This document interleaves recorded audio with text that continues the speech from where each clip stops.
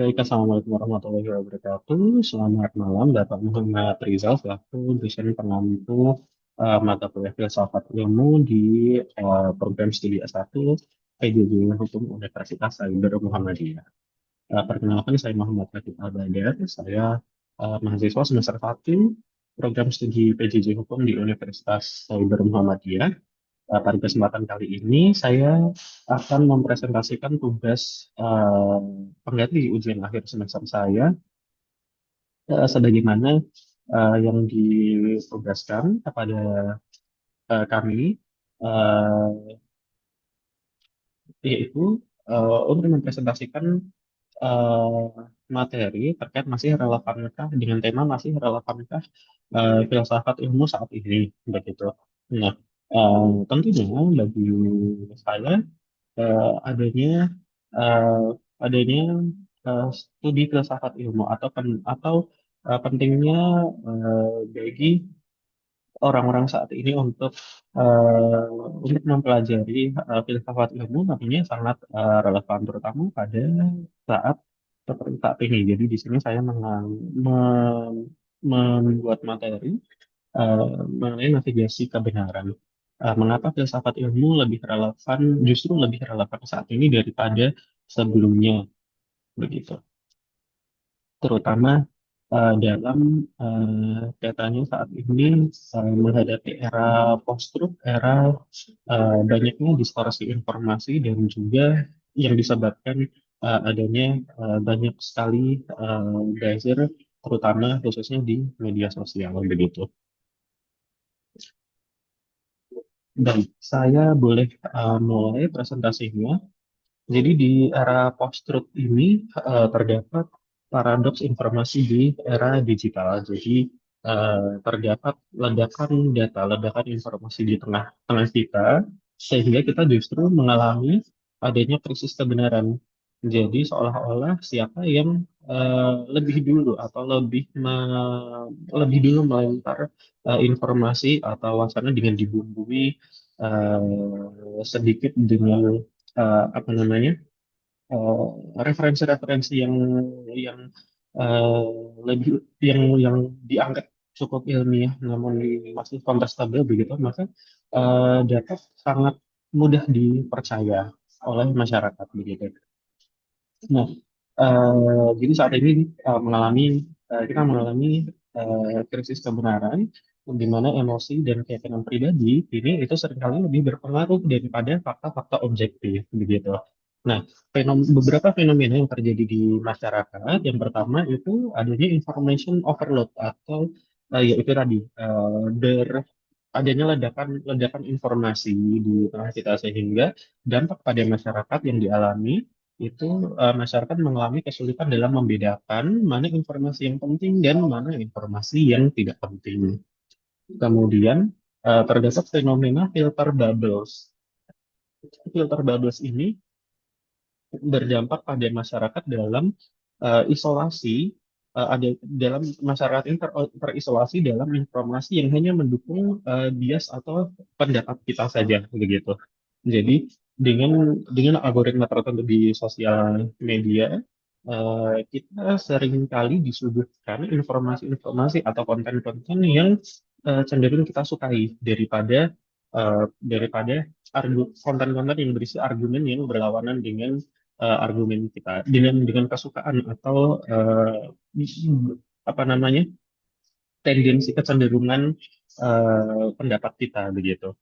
Kemudian terdapat fenomena yang ketiga yaitu krisis otoritas, di mana dampak pada masyarakat saat ini kepakaran ilmiah itu seringkali kalah oleh narasi-narasi yang viral. Nah, berikut anatomi distorsi antara adanya buzzer dan algoritma.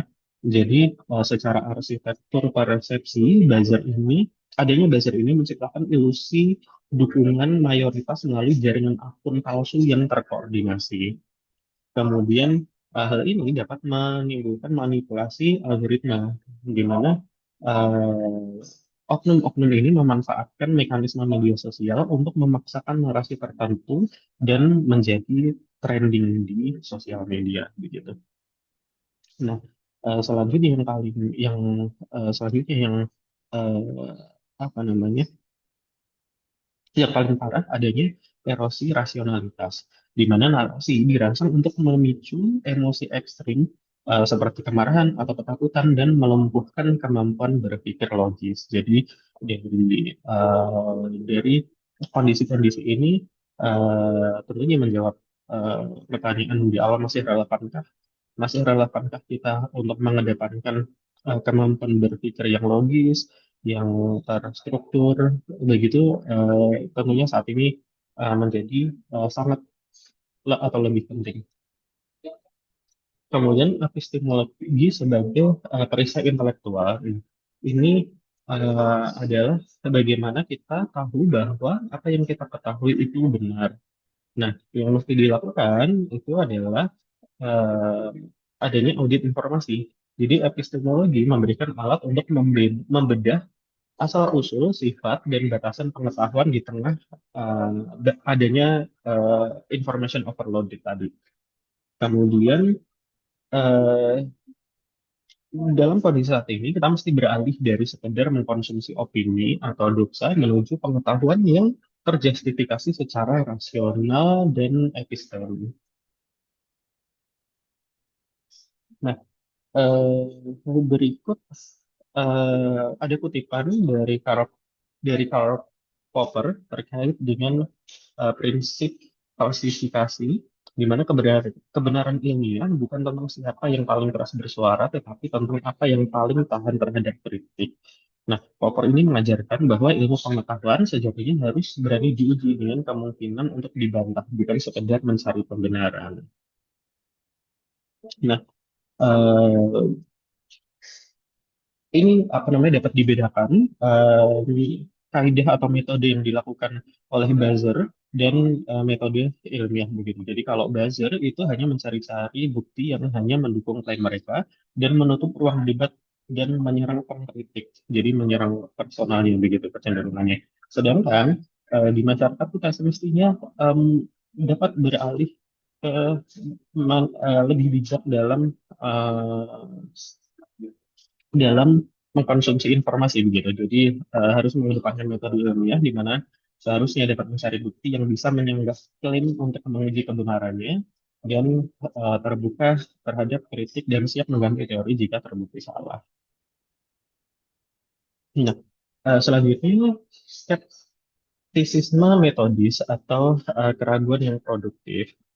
Jadi terdapat pemikiran dari René Descartes bahwa jangan menerima apapun sebagai kebenaran kecuali hal ini terbukti secara jelas dan terpilah-pilah dalam pikiran. Nah, eh, hal ini berkaitan dengan skeptisme versus sinisme, di mana skeptisme ini sikap dalam alat skeptisme adalah alat untuk mencari kebenaran dengan bukti dan metode yang ketat, sedangkan sinisme ini adalah penolakan buta terhadap segala hal yang tanpa dasar rasional. Jadi eh, penting untuk memverifikasi sumber siapa yang menyebarkan informasi ini, kemudian cek kepentingannya, apakah ada motif tertentu di balik narasi yang disebarkan, dan kita mestinya dapat menjadi lebih skeptis dengan membandingkan data-data pembanding lainnya, terutama dari bukti atau sumber independen. Selanjutnya, inokulasi mental membangun imunitas. Jadi eh, terdapat perbedaan di antara misinformasi dan disinformasi terkait dengan intensinya.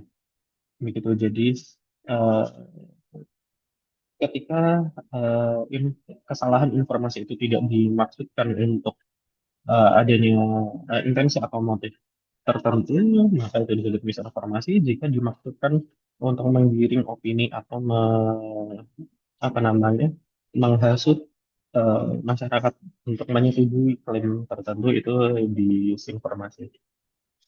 Nah, bagaimana caranya membangun imunitas?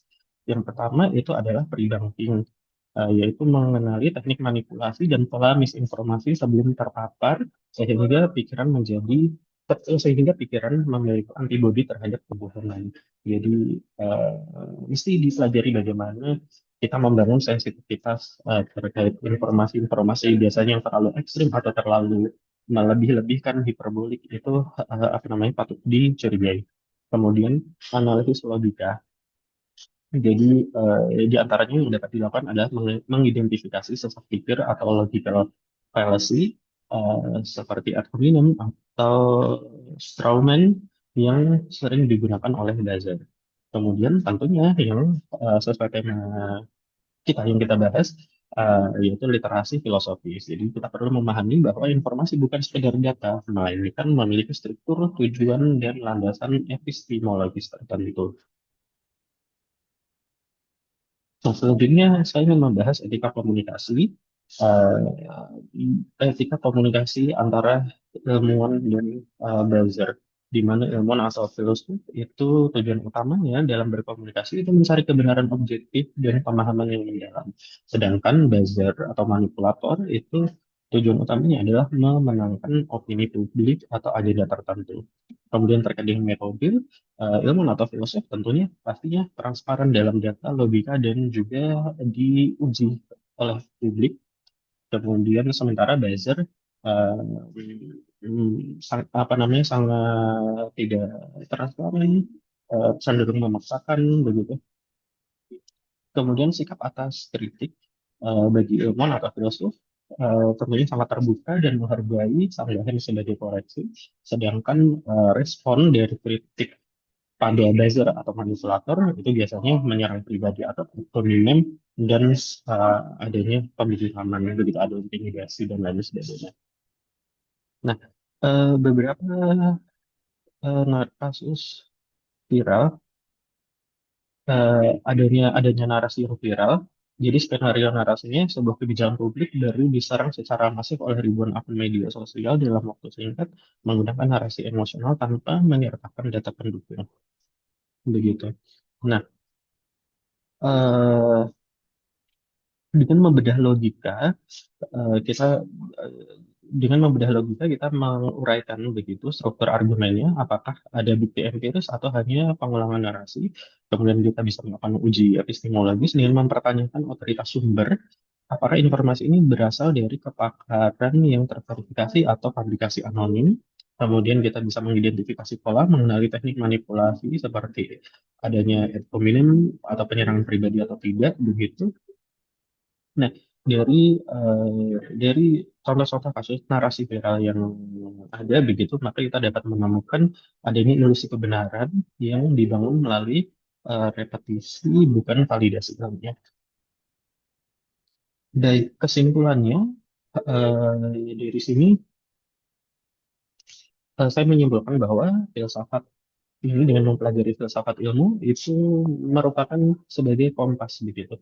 Jadi bagi diri kita pribadi kita dapat menjadi ilmuwan mandiri, di mana setiap individu itu memang harus mampu menerapkan metode ilmiah secara sederhana, seperti observasi, skeptisisme, dan verifikasi dalam memproses informasi harian.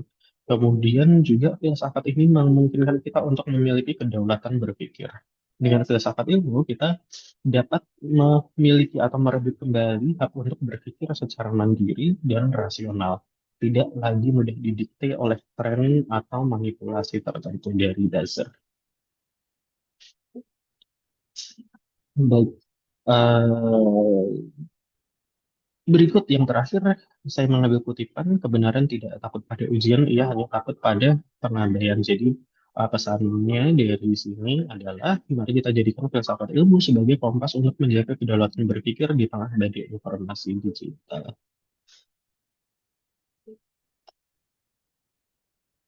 Baik, demikian yang dapat saya sampaikan. Terima kasih Bapak Muhammad Rizal sebagai dosen pengampu mata kuliah filsafat ilmu di program studi S1 PJJ Hukum Universitas Sabar Muhammadiyah. Saya Muhammad David Al-Maidar. Terima kasih atas kesempatannya. Wassalamualaikum warahmatullahi wabarakatuh.